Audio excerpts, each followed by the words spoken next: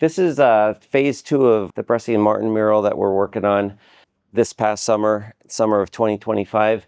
And Maria Bressi is the client from Bressi Martin. What she wanted is she just wanted the mural that we did last year to be continuing and wrapping around this end of her building. This structure here may be coming out, and I think that's maybe deterring her decision just right now because it may go further down. She wanted something to captivate animals. She's a huge animals activist, and she loves, if she finds a stray animal anywhere, she wants to save it. This cat in particular is her cat right now that she has. I think the cat's name is Monty. Monty's about 19 years old. So we kind of captivated Monty being a god, in a sense, in the background of a space scene. And you can see the whiskers are what represented with lightning. The eyes, the cat has a cataract in its one eye.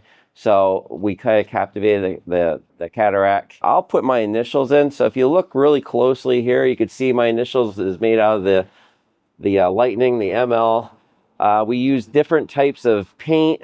Don't even ask me what gave me this vision, but I want to do like a pixelated background. And then inside the pixelation, do the space scene. And then have the cats and the dogs and the animals in the background. They just make it pop. So you're going to see different animals popping.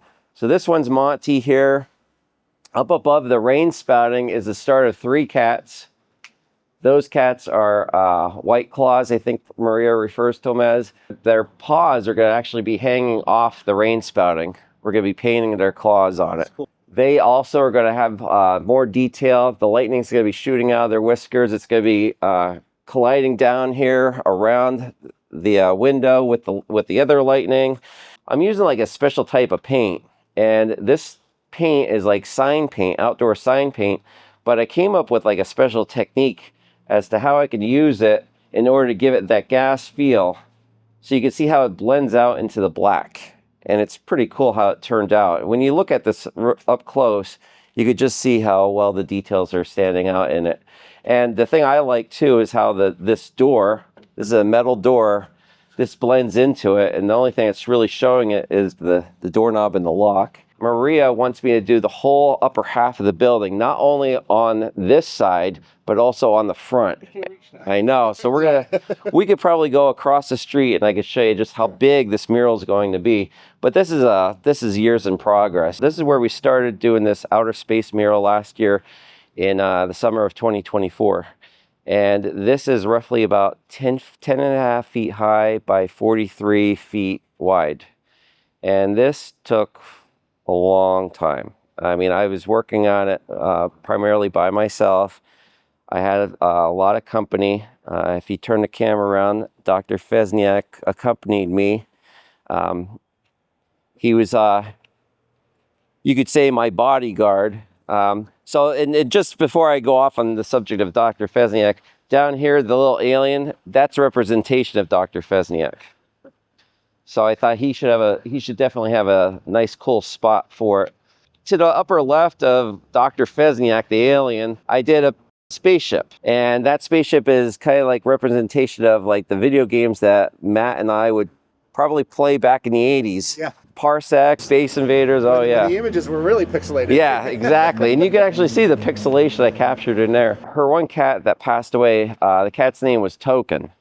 And she wanted Token in there, and I kind of thought it would be kind of neat to do like a side profile of Token with Token on top of a planet. But the planet could be like in representation of a ball of yarn. When I was doing this, I didn't use any sophisticated equipment. I used actual string in order to come up with my grid. I used thread, and then I took the grid that I saw on the paper and I was drawing it square by square by square to get the proportions just right. Because I thought it would be kind of neat to have the audience or the people who are walking around town coming up to me and actually questioning me about how do you, instead of using like the equipment that people can use today, doing an old-fashioned method and incorporating that and letting the people actually see that. You could see the vinyl. I never knew that you could paint a mural on vinyl until I spoke to someone at Sherman-Williams about this, and they actually have a special paint for vinyl. And that's what I used in reference to this. So you're probably thinking, like, how did he get the perfect curvatures for like the star trails and stuff? What I did was I got a wire, like real thick wire, and I bent it, and I had Henry help me hold it, and then I would trace the line or the curvature, and then I'd paint that line, and I'd go in between each divot of each piece of vinyl. But if you actually take the camera, or if you look at it from like an angle like this, and you look up, you can actually see the lips of the vinyl where I had to paint individually. So you can see Token's eye had to be connected underneath. So when you go back, you can actually see that. If that wasn't painted, you would see a definite gap in it. Sure. And that was a huge challenge working with vinyl. And that's this whole thing, not just... That's this whole thing. Wow. We ran into some electrical difficulty, you could see. So I thought, rather than having it be an eyesore, we got permission, we painted it just to have the space theme kind of cover it, and then we added the stars so it gets disguised a little bit more. Up above in the middle here, I signed it with my name. I got done with this one last year, October 20th, 2024. That was phase one. Up above in the cluster of stars, obviously, is my daughter's initials, OJL, for Olivia Jo Leavens. And then coming down to the left, this is where I took both images of not only the cat Token, but when we get down here a little further to the left, we're going to see Foxy. I took their images and I made a cube. So on the bottom of the cube, you got the landscape. To the right, you got Token's face, the front of the face of the cat. Foxy, the dog, the side profile of Foxy is shown in the cube.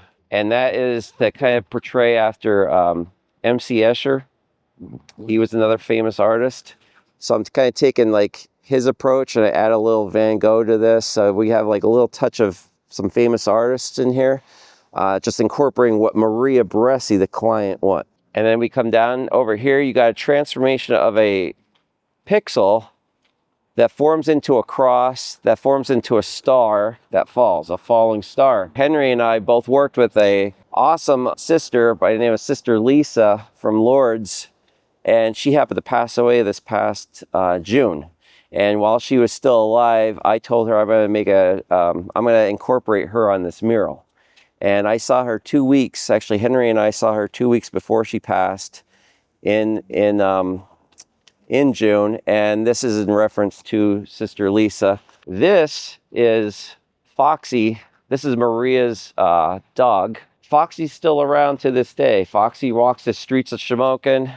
Everybody knows Foxy. You can see all the detail that had to be captured inside the lips of the vinyl in order to get this to look proportionate. Yeah. And again, I use the old method of hanging the string up, coming up with a grid to follow the grid that was on the paper and transferring it by hand, freehand, drawing it on the vinyl. Down here is like the dog tag, and it says Foxy, and you could see just how I had to wrap it around this lip in order to get that look. Wow. MCB stands for Maria Christine Bressi. And then her father, Joe Bressi, I believe it's Joseph Albert Bressi. Oh, wow. Little details. Yeah. I love it. Little subtle details. Yeah. But this was primarily done with all dots. And if you look at this up close, this is just nothing but, I don't want to say what I want to say, but this is a cluster of dots. Just leave it a cluster. Yeah. So you can see like the bigger areas of orange, you can see the bigger areas of black versus gray, the bigger areas of brown versus black versus gray. There's a lot of getting up the ladder, down the ladder, up the ladder, down the ladder. And then she also thought it would be kind of cool to put like little worlds in the eyes of the dog. So you can see like this looks like the moon up in here with like gases going around the eye. And same thing on the left. Wow. The color scheme that I used for Foxy is oranges and yellows and bright colors, whereas Token was dark colors. And then wrapping around the building, we have like a cluster of colors. All right, so this is the very first mural that we did in Shamokin. This is with the Arts Council again. The space one was not with the Arts Council, but this one is. This one was produced in 2012. And up above, you can see all the artists' names. My name, Claude Harrington, Jeffrey Tweed, Amanda Miller, Michelle Albert, Aisha Buccanelli, and Brandon Purcell. I usually came up with the design for them, and then I would have people help me paint them. And the first one, we had like some of my students. So Amanda, Michelle, and Aisha were my students back then, and they helped paint this, a little bit of this mural. But it was primarily Brandon, Claude, and Jeff and I that did this. Nice. All right, so this was also sponsored by the Northumberland County Council of the Arts.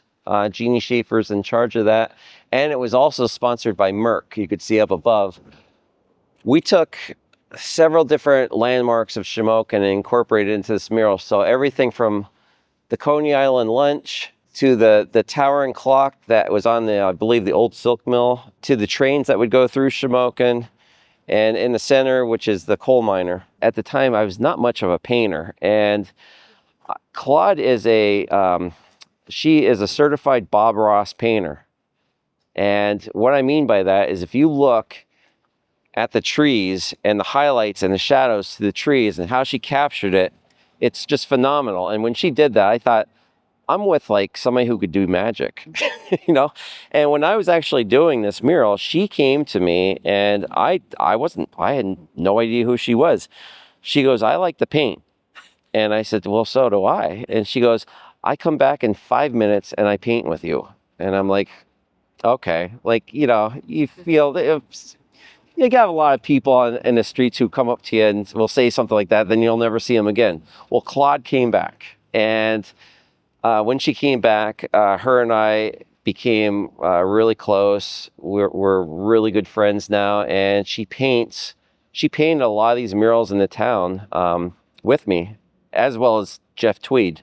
Going down here at the bottom right, I can't remember exactly what was written at first, but we had to change this. Someone from New York City got in touch with me and said, no, it was the home of the first waffle salesman, not the home of the first waffle iron, I think is what we had originally. That was a challenge because I had to take the anti-graffiti and sand it off by hand, which took hours on end, and then repaint it black, and then repaint salesman at the bottom. Every time I do one of these murals, I'm learning a little bit more about Shamokin of something that I didn't know before. People will say Shamokin's crazy, but I'll tell you, it's crazy who you meet because you meet positive people in Shamokin. And this stuff wouldn't have been produced if I wasn't painting it, and if Claude didn't come down with me, and if Jeff didn't come down with me, and if Jeannie Schaefer and I didn't talk. If you come to Shamokin and you see just how many murals are out there by different artists, I think you might scratch your head and think, this place is worth visiting.